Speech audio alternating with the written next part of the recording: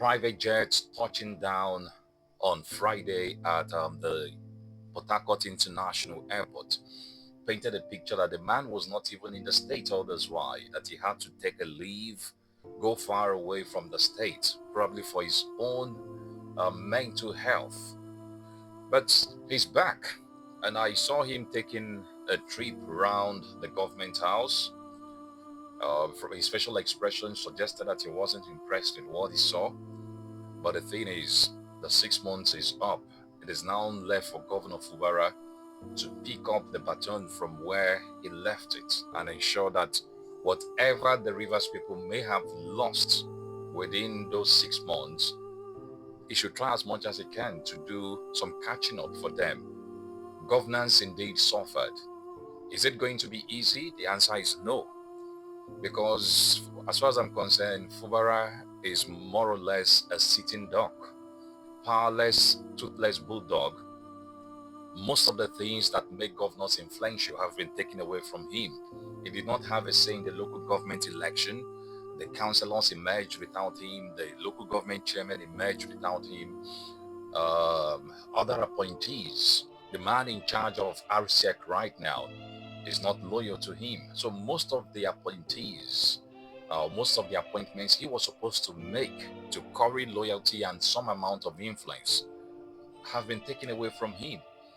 Let's also not forget that why the State House of Assembly sat for the first time that Thursday, they did ask him to present a list of commissioners. So we are waiting to see what his list of commissioners would look like. Is he going to reach out to his SY godfather, Yesom Wike, to say, okay, Oga, now that we have peace, out of 15 would-be commissioners, bring 5. Okay, so these are some of the things we are looking forward to. But in all of these, he should realize that governance actually paused or was halted. So there is need for him to pick up the speed and do some catching up.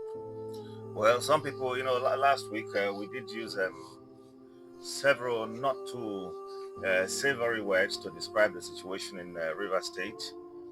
Today, maybe in one single sentence, one can say what you have there is a silence of the graveyard, and how to sustain this silence and amidst all of these be able to bring about development with the kind of energy he came up with will be left to be seen, because obviously there'll be distractions. Obviously he must be looking to his back, to his front, before even taking decisions that are gubernatorial in the first place. But again, some people also say that no matter how good the telephone is, if you don't insert a SIM, it may not function. And so the SIM card is back. Let's see if it can be inserted in the SIM.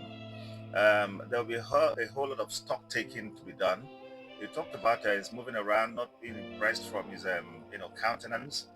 We also heard about how many bags of rice that went missing. A whole lot had happened. But in all honesty, things will be unfolding as the days pass by, because for Fubara is like starting all over again, but this time on one foot, if you ask me. Except, of course, if Wike was going by his word and his action while he was being interviewed on a television channel, that he has no right to go and dictate to the governor. He has no right to go and do this. Yeah, but he had said it before, even while he was governor himself, that if he left, he would leave everything for whoever